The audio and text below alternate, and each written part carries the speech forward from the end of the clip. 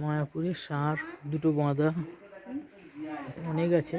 দুটো বড় বড় ষাঁড় দেখো কি বড় বড় বাঁধা হয়ে আছে। আর যদি কালকে আসো তাহলে পুরো একটা গরু খাওয়ার যত যত খাবে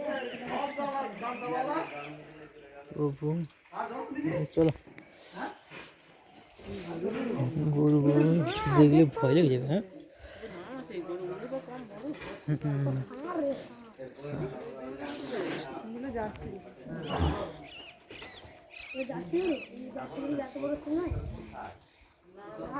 জার্সি গরু